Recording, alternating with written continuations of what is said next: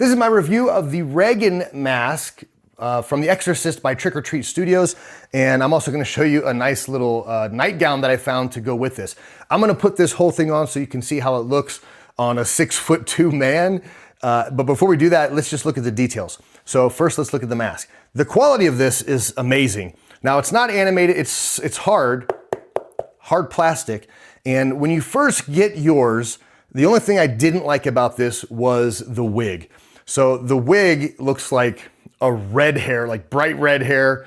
So I recommend, this is what I did. I took some paint, just some acrylic paints, and I made the hair look matted and I made it look dirty.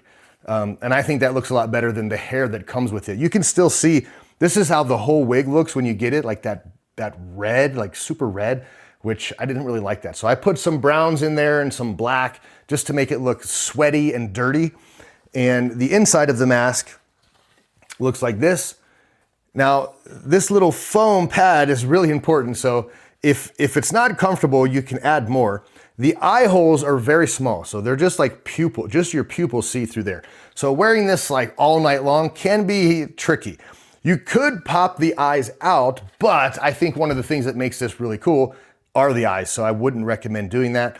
This I found on Amazon, and this is just like a nightgown. And this is a really big one. I think I got the biggest size that they have because I'm 6'2", like 220 pounds. So I needed a big one to have like the biggest Regan you've ever seen.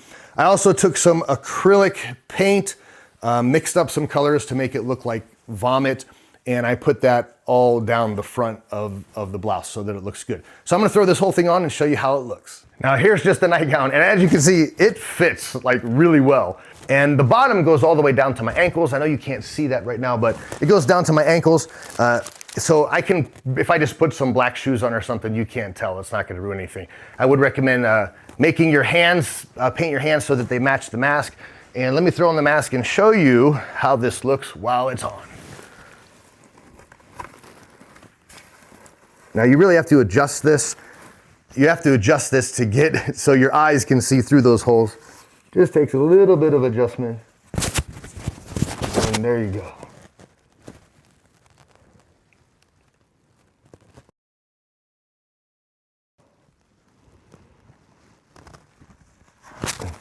So I think this is a great costume or a prop for a haunted house. We do like a home haunt, and I wear this and it really freaks people out. But I love these, both this combination together. If you'd like to check these out, there are links in the description for both the mask and the nightgown. They also make a really good Beetlejuice mask. If you haven't seen that, check it out. Thank you for watching. Please hit the like and subscribe button, and I'll see you in the next video.